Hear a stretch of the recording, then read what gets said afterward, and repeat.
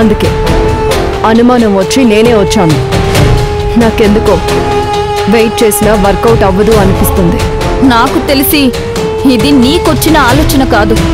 నీ బుర్రని ఎవరో పాడు చేశారు. నీకెవరో ఫీడ్ చేసి పంపించారు.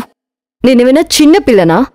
ఎవరో చెప్తే ఫాలో అవ్వడానికి, ఎవరో చెప్తే తలూపి వచ్చేయడానికి? నాకు నీ మీద ఉన్న నమ్మకం పోయింది. బయట పరిస్థితులు కూడా అలాగే ఉన్నాయని నాకు అర్థమవుతోంది. అందుకే నేనే వచ్చాను. నాకు నువ్వు ఏం చేస్తావో అనవసరం. నీ లాయర్ని పిలిపించుకుంటావో లేక లీగల్ టీమ్ని సెట్ చేసుకుంటావో, ఎవరిని తెచ్చుకుంటావో తెచ్చుకో. నేను మాత్రం ఆస్తి రాసిచ్చే వరకు ఇక్కడే ఉంటాను. ఇక్కడి నుంచి ఇంట్లో నుంచి కథలు కూడా. నువ్విక్కడే ఉండమ్మా, నాకేమీ అభ్యంతరం లేదు. కానీ ఇప్పటికిప్పుడు రాసివ్వడం నా వల్ల కాదు. జరగాల్సిన ఏర్పాట్లు జరుగుతున్నాయి అంతే. అవునా? ఏది నీ గుండెల మీద చేసుకుని చెప్పు.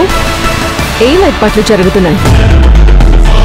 ఎవరెవరితో మాట్లాడావు? ఆ భూపతితో నన్ను మాట్లాడించు. ఆ మునిగిపోయిన షిప్ తాలూకా కంపెనీ ఎండితో నన్ను మాట్లాడించు.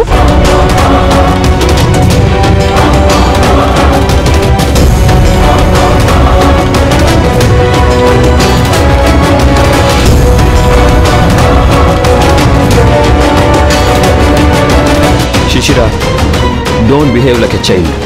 నువ్విచ్చిన టైంకి ఇంకా 2 రోజులు టైం ఉంది. అన్నీ ప్రాక్టికల్గా జరగాలంటే ఇట్ టేక్స్ టైం. ఆ టైంలోపు నీకు రావాల్సింది, మేము చేయాల్సింది చేస్తాం. నేను ఒప్పుకోను.